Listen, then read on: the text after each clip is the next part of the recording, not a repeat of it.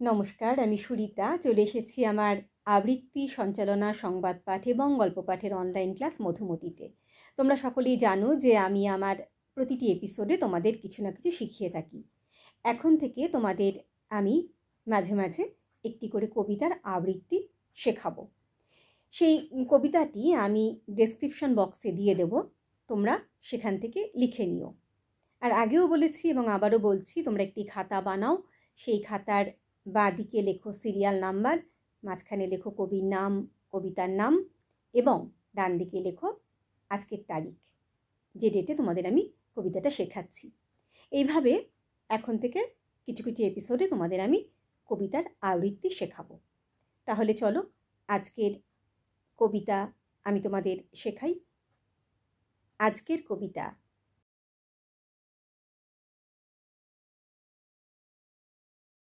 আমি যেন বলি আর তুমি যেন শোনো, জনমে জনমে তার শেষ নেই কোনো।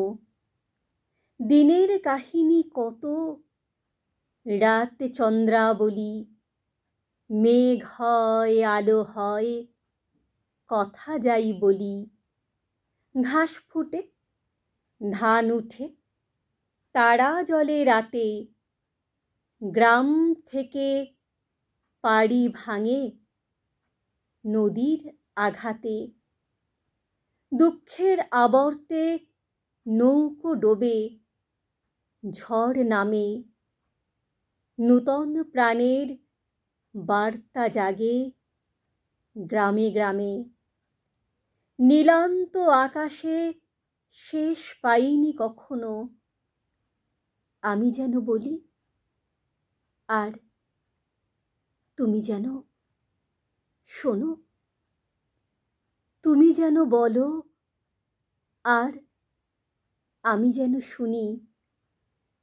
প্রহরে প্রহরে যায় কল্প জাল বুনি, কুমুদ কল্হার ভাসে থই থই জলে। কোথা মাঠ ফেটে যায় মারির অনলে, আঙিনায় শিশু খেলে ফুলে ধরে মৌ। তুলসী তলায় দীপ জ্বালে মেজ বউ। সানাই বাজানো রাতে হঠাৎ জনতা, বিয়ে ভেঙে মালা ছিঁড়ে ছড়ায় মত্ততা। মানুষের প্রাণে তবু অনন্ত ফাল্গুনী, তুমি যেন বলো আর আমি যেন শুনি। আমি যেন বলি আর তুমি যেন শোনো। তাহলে এতক্ষণ আমি তোমাদের শেখালাম যে কবিতাটি, সেটি যদি তোমাদের ভালো লেগে থাকে তোমরা অবশ্যই নিজেদের কণ্ঠে কবিতাটি তুলে ফেলো, পারলে কবিতাটি মুখস্থ করে ফেলো। কারণ যদি মুখস্থ করতে পারো তাহলে কবিতাটা তোমরা ভালো করে বলতে পারবে। আর মুখস্থ না করতে পারলেও কোনো সমস্যা নেই। আমি চাই কবিতা মুখস্থর চাইতেও বেশি যেটা জরুরি সেটা হচ্ছে আত্মস্থ করা। তোমরা কবিতাটা আত্মস্থ করার চেষ্টা করো। বারে বারে কবিতাটাকে পড়ো, পড়ে পড়ে কবিতাটার মানে উপলব্ধি করো, তাহলে দেখবে অনেক ভালো করে তোমরা এই কবিতাটা বলতে পারবে। তাহলে আজকের মতো চলি, টাটা।